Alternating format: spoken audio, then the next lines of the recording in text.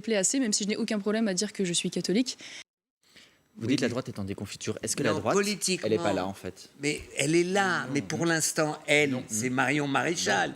Aujourd'hui, la droite, il y a l'extrême droite, c'est le Rassemblement national. Ça, ils ont une certaine réalité, une certaine force, etc. Et puis la droite, celle d'où vient Luc Ferry, elle est en déconfiture. Elle n'est pas en déconfiture, elle est brisée en trois. Bon, c'est pas une déconfiture, elle est brisée. Je t'accepte, elle est brisée. Non, on ne comprend rien à ce qui se passe si on ne voit pas que cette fracturation... Mais tu l'as déjà dit. Attends, tu l'as dit. Mais non, j'ai pas dit ça. Si. Écoute, 3 secondes au lieu de... Non, tu pontifies un peu aujourd'hui. 3 secondes. Fais gaffe, tu pontifies là.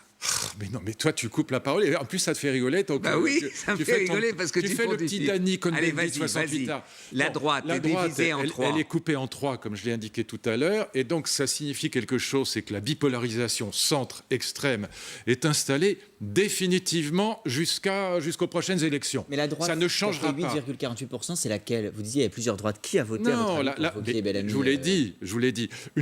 En gros, 25% de la droite républicaine est partie chez Macron. Oui. C'est les chefs d'entreprise, les libéraux, les Juppé, les Raffarin, tout ça, ils sont partis chez Macron.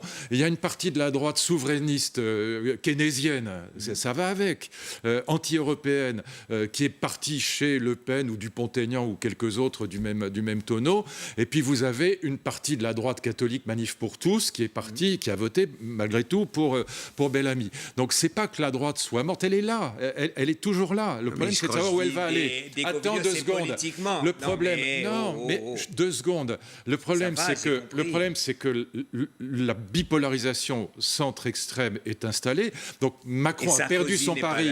Macron a perdu son pari, mais le fait que la droite s'écroule, ça peut l'arranger. Si on calcule l'idée suivante, c'est que comme il y a malgré tout encore un interdit qui pèse sur le Front National, ça lui donne toutes ses chances aux prochaines élections. Mais ça n'est pas du tout certain. Non, parce que la France périphérique, ma thèse, elle est là, et je n'ai pas de boule de cristal, mais je pense que c'est très plausible. La France périphérique de droite comme de gauche, dans un face-à-face Macron-Le Pen, votera pour Le Pen. C'est le défi, on verra. Mais c'est ça qui est en place, Dany. C'est les défis. Oui, mais c'est comme ça. C'est ça qui est dans les tuyaux. C'est comme ça. Et je te dis pas que c'est pas comme ça, je suis en train de te dire que c'est comme ça. Tu peux donner tout le pouvoir à Larcher, tu peux à Pécresse, à Xavier Bertrand, qu'il fasse la droite, mais qu'il le fasse, on verra. Mais c'est pas ça que je dis, tu comprends rien à ce que je dis. Vous allez encore l'agacer, Daniel, vous allez encore agacer. J'étais ici même, j'ai dit, mais aucun d'entre eux n'est présidentiable. Bon, alors c'est bien. Alors, on va regarder d'autres noms, Luc, parce que nos confrères... Mais c'est pas une critique du Journal du Dimanche, j'ai fini ma phrase, oui, Luc, ont donné à l'IFOP la mission de réaliser une petite enquête pour savoir qui incarne le mieux la droite. Quand on regarde le trio de tête, Nicolas Sarkozy en tête, mais Marine Le Pen 2e, Emmanuel Macron 3e.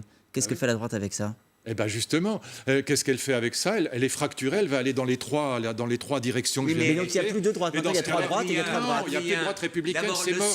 C'est mort, la droite bien est morte. sûr, la droite républicaine est morte jusqu'en tout cas à échelle humaine, de prévision humaine. Donc jusqu'aux prochaines élections présidentielles, je l'ai dit très clairement. Alors moi j'ai dit Caput, il dit c'est pas ça, il dit elle est morte. Mais non, j'achète ton truc, elle est morte. Non, je dis pour la présidentielle.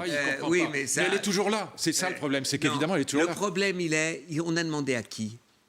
On a demandé à qui? De quoi? Comment ça? Là, sondage IFOP pour le JDD. Oui. Qui incarne qui répond? Quels sont tous les Français?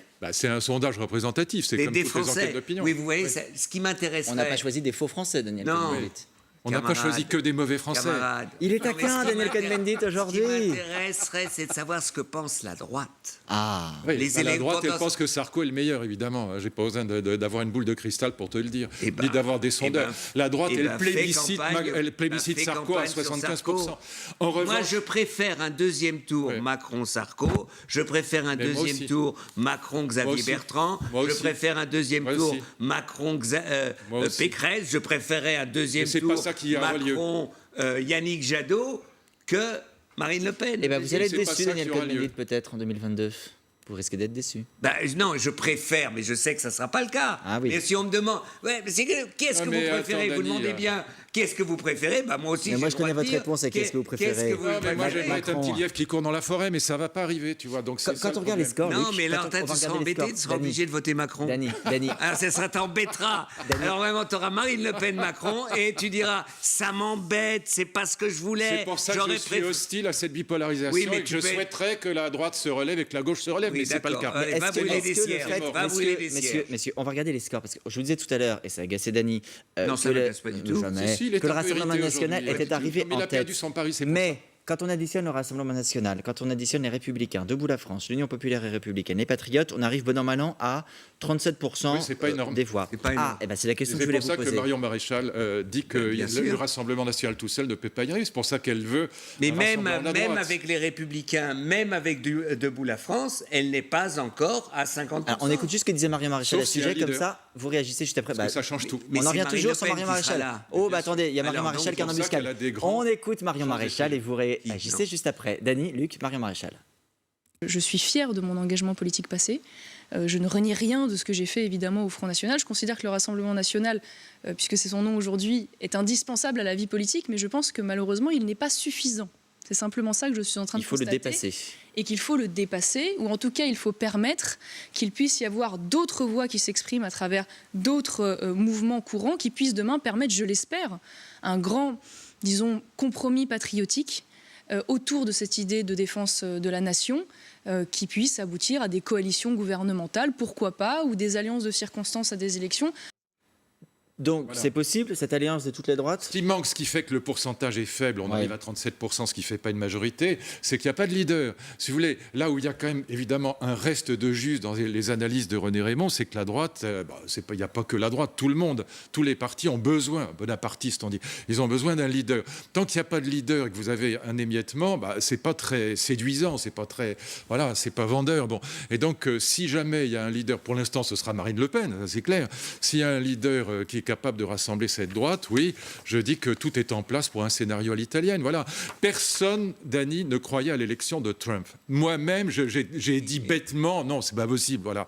Ce type est un clown, c'est pas raisonnable. Les Américains sont trop intelligents pour voter pour Trump. Eh ben, il a été élu. Personne ne croyait au Brexit. Personne ne croyait à l'élection de Macron. C'est la même chose. Ah non, ça n'a rien à voir. Personne ne croyait. Mais non, ça n'a rien à voir. Non, mais arrête.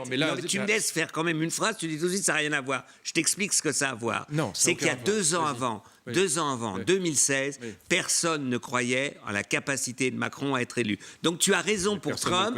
Tu as raison pour Trump, tu as raison pour Macron. C'est vrai qu'il peut y avoir des surprises.